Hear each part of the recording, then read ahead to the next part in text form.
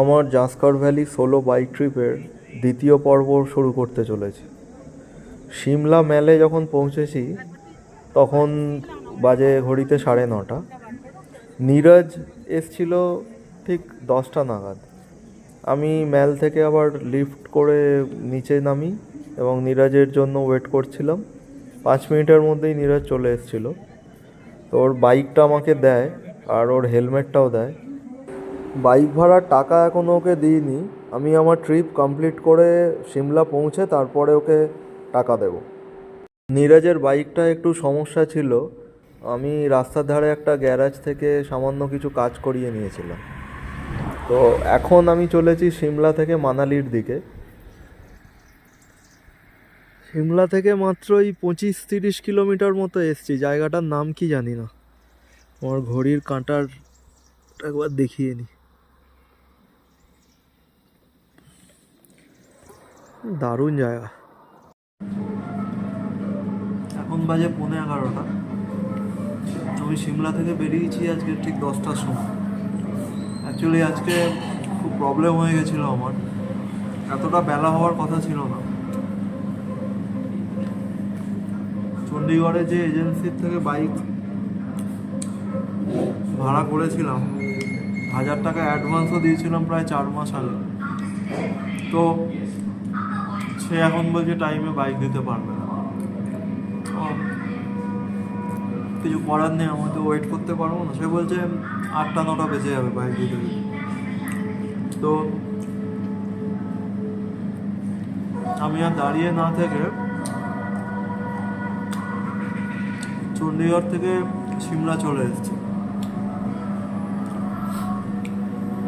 সিমলাতে আমি নীরজের থেকে বাইক নিলাম। আমার প্রথম বাইক ট্রিপ নীরজের বাইক নিয়ে। তো কাল রাত 3টের সময় যখন চণ্ডীগড়ের এজেন্সি বললো বাইক পেতে পেতে 8টা-9টা বেজে যাবে, আমি রাত 3টের সময় নীরজকে ফোন করি। ও এক কথায় রাজি হয়ে যায়। নীরজের বাইক নিয়েই আমি লাদাখ স্পিতি সব করেছি। তো আবার সেই বাইকটাই নিলাম আমি। ওফ, কি রাস্তা! এরকম রাস্তা একটু না দাঁড়িয়ে পারা যায় না। এই রাস্তায় এর আগেও আমি বেশ কিছুবার বাইক চালিয়ে গেছি, কিন্তু যতবারই আসি ততবারই মনে হয় যেন নতুন নতুনভাবে রাস্তাটাকে দেখছি। এত সুন্দর চারদিকে গাছপালা, নিরিবিলি, মন ভরে যায়।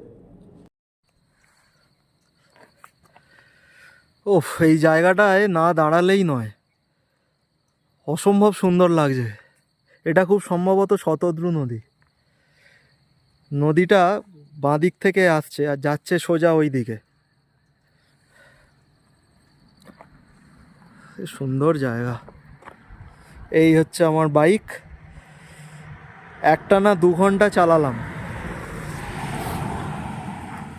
এই দিকটা একটু দেখাই।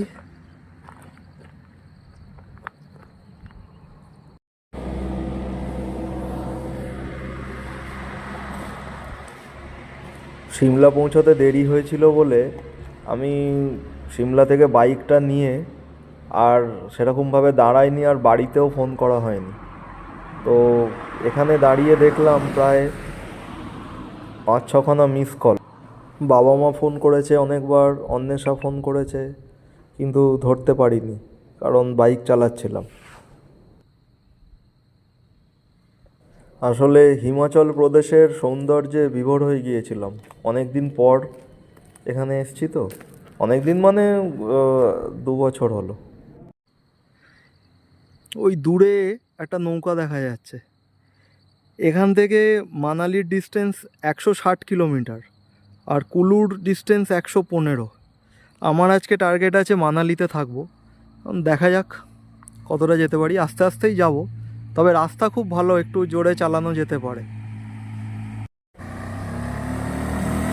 এখান থেকে মান্ডি আরও 45 কিলোমিটার, কুলু 115 কিলোমিটার আর মানালি 155 কিলোমিটার।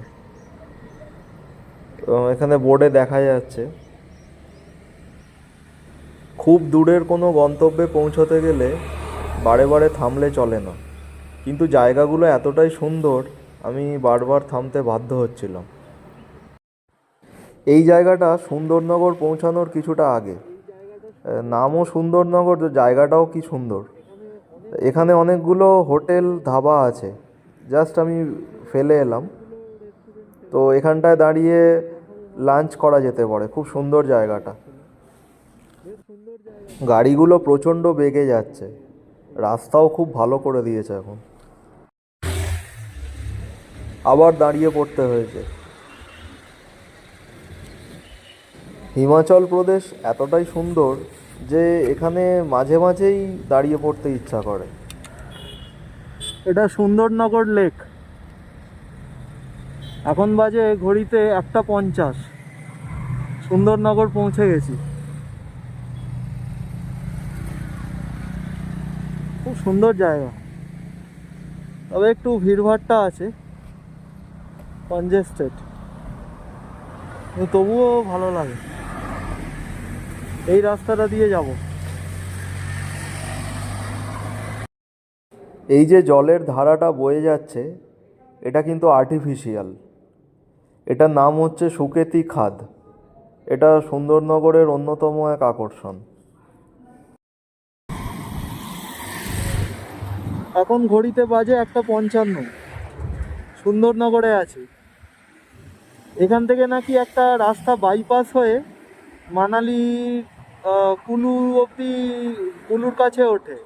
এটা মান্ডি বাইপাস, একটা টানেল হয়েছে। টানেলের রাস্তাটা আমি এখনো খুঁজে পাচ্ছি না, আগে গিয়ে জিজ্ঞাসা করব টানেলটা কোথায়। দারুণ জায়গাটা। এই জায়গাটা সুন্দরনগর চক। এই সোজা এই যে কালো গাড়িটা চলে গেল, এইদিকে হচ্ছে মানালি। আর এই দিকে গেলে আমরা কিন্নর ভ্যালি চলে যাব। এইদিকে এই বোর্ডটায় লেখা আছে রামপুর। রামপুর হচ্ছে কিন্নর ভ্যালির একটা জায়গা, খুব বিখ্যাত জায়গা। এই রাস্তাটা চলে যাচ্ছে কিন্নর ভ্যালির দিকে। এই যে এই গাড়িটা চলে গেল, এটা কিন্নর ভ্যালি যাচ্ছে। রামপুর হয়ে ছিটকুল, সাংলা, সারাহান, স্পিতি চলে যাবে। এখন আমি দাঁড়িয়ে আছি অপরূপ বল উপত্যকা। দুর্দান্ত এর সিনিক বিউটি, আর রাস্তাটাও তেমনি সুন্দর। এখান থেকে মানে এই রাস্তা দিয়ে ইজিলি 100 কিলোমিটার স্পিডে বাইক চালিয়ে যাওয়া যায়, কিন্তু আমি অতটা জোরে চালাবো না। আমি এই 70-80-র মধ্যে রেখেছি স্পিডটা। এই জায়গাটার সৌন্দর্য দেখানোর জন্য একবার দাঁড়াতেই হলো। এখানে কিছু চাষও হয় মনে হয়। এখান থেকে মান্ডির দূরত্ব ওই 12 থেকে 14 কিলোমিটার মতো।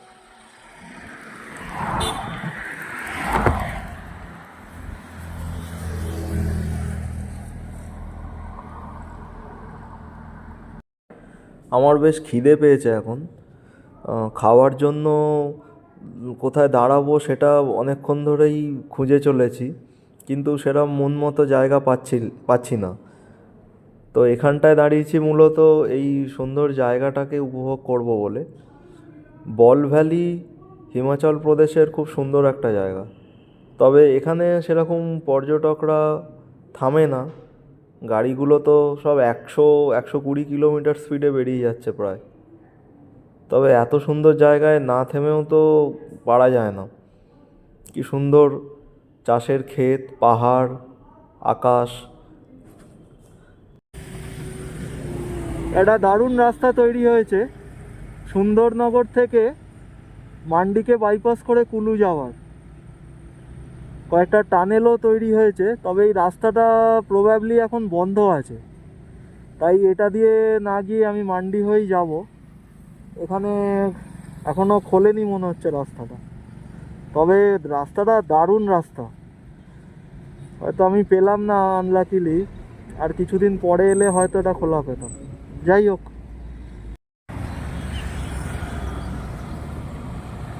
এখন মান্ডি পৌঁছে গেছি। ঘড়িতে বাজে 2:35। অনেক জায়গায় দাঁড়িয়েও ছিলাম ভিডিও করার জন্য।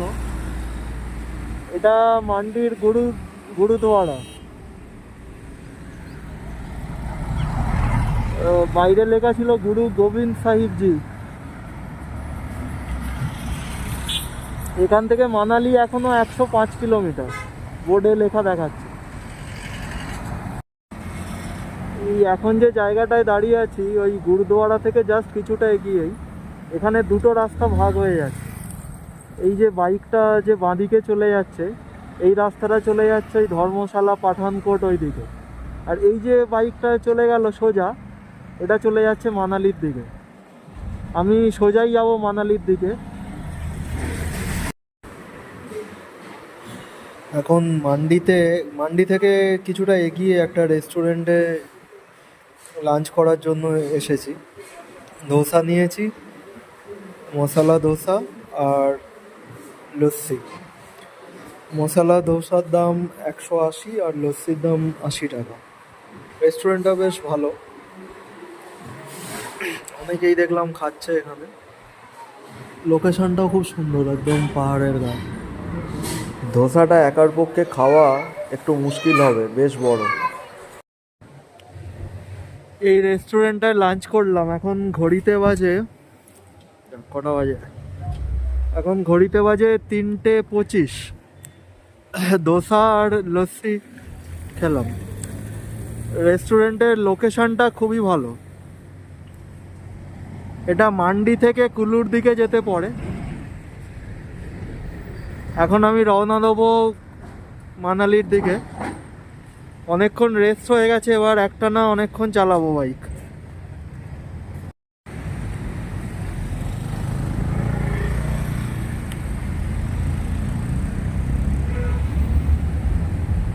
এটা হচ্ছে বিপাশা নদীর খাত। এই জায়গাটায় পাহাড়গুলো খুব খাড়া, ভীষণ খাড়া পাহাড় এখানে। এই জায়গাটায় আগে রাস্তা খুবই খারাপ ছিল, এখন তো দারুণ করে দিয়েছে।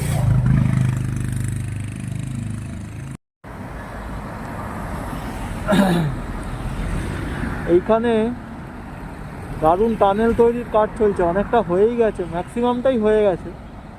এবার এই রাস্তাটা কবে খোলে এটাই দেখা। আমার খুব ইচ্ছা এই টানেলটা দিয়ে বাইক চালিয়ে যাবে।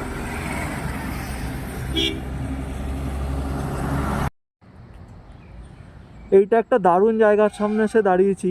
এটা হলো হানগি মাতা মন্দিরের গেট।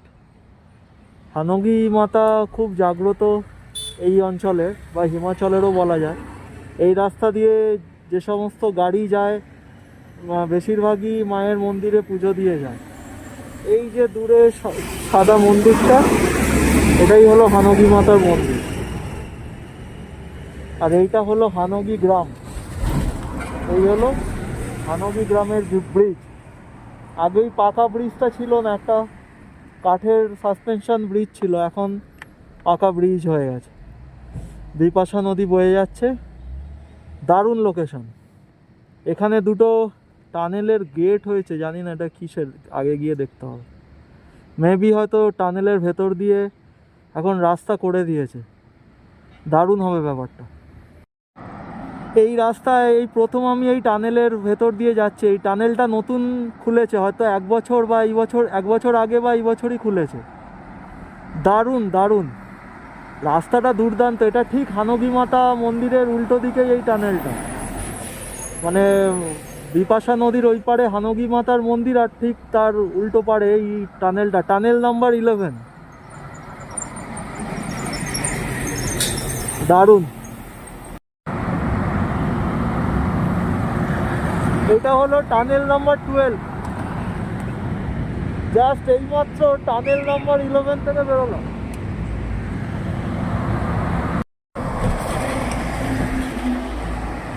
এই আর একটা টানেল, টানেল নাম্বার 13।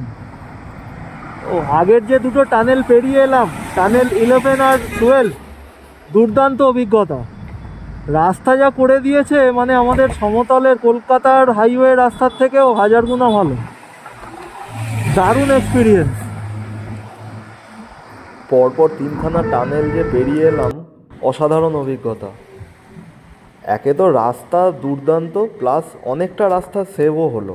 মানে বলা যায় যে রাস্তা অনেকটাই কমে গেছে এই টানেলগুলো হওয়ার জন্য, সময়ও অনেকটা বেঁচেছে। এখান থেকে মানালি আর ওই 50 কিলোমিটার মতো বাকি, কুলু আর 10 কিলোমিটারেরও কম।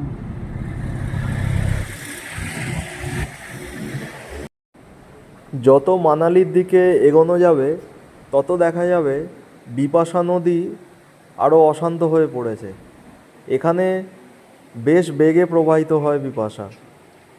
রাস্তার ধারে খুব সুন্দর একটা ব্রিজ আছে। সূর্য আস্তে আস্তে পশ্চিমের দিকে ঢলছে।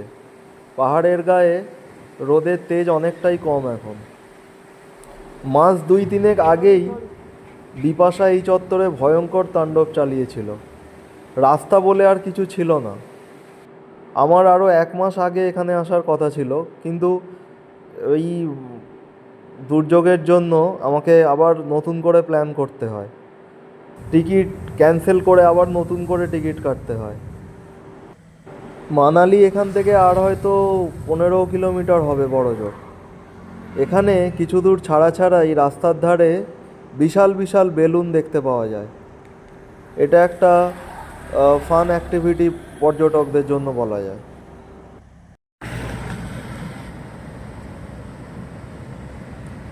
এখান থেকে মানালি আর হয়তো ম্যাক্সিমাম 5 কিলোমিটার হবে। এখন প্রায় কটা বাজে দেখি, এখন পুরো 6টা বাজে। আর 15 মিনিটের মধ্যে আমি হোটেলে পৌঁছে যাব। এইসব বেলুন এর আগে এসে আমি দেখিনি। এগুলো একেবারেই রিসেন্টলি চালু হয়েছে মনে হচ্ছে।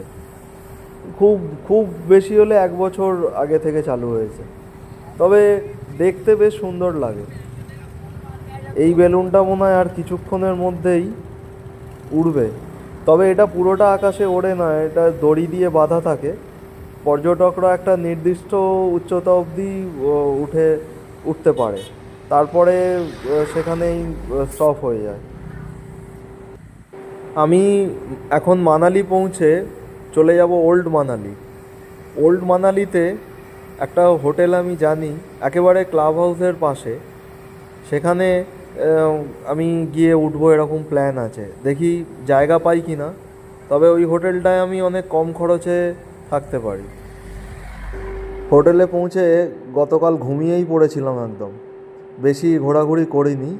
আজকে সকালে আমি শুরু করছি জাঁসকারের উদ্দেশ্যে। আজকে 30শে সেপ্টেম্বর, এখন ঘড়িতে বাজে ভোর 5:45। আমি বেরোচ্ছি পূর্ণের উদ্দেশ্যে। কাঁটাতে দেখাচ্ছে 3,497, 31,497, সরি। হ্যাঁ, রাস্তাঘাটে কেউ নেই, শুধু আমি একা। খুব হালকা ভোরের আলো ফুটেছে। তো আর সময় নষ্ট না করে আমি এগিয়ে চলবো, যাতে তাড়াতাড়ি শৃঙ্কুলা পাসটা ক্রস করা যায়। বেশি দেরি হলে আবার ওখানে জলের স্রোত বাড়তে থাকে। আমার এই ভিডিওটা তো এখানে finally শেষ করতে চলেছি। শৃঙ্কুলা পাস আগামী পর্বে আমি ঘড়িতে বাজে দেখাবো আমার পুরো 11টা। জাঁসকার পাড়ি দেওয়ার অভিজ্ঞতা। একে একে পেরিয়ে যাব শৃঙ্কুলা পাস, গণবরঞ্জন, পৌঁছে যাব পূর্ণেতে। আমার রাত্রিবাসের প্ল্যান আছে পূর্ণেতেই। সেখান থেকে যাব ফুকতাল মনাস্ট্রি দেখতে। এখানেই শেষ করছি। ভিডিওটা শেষ অবধি দেখার জন্য সবাইকে অনেক অনেক ধন্যবাদ।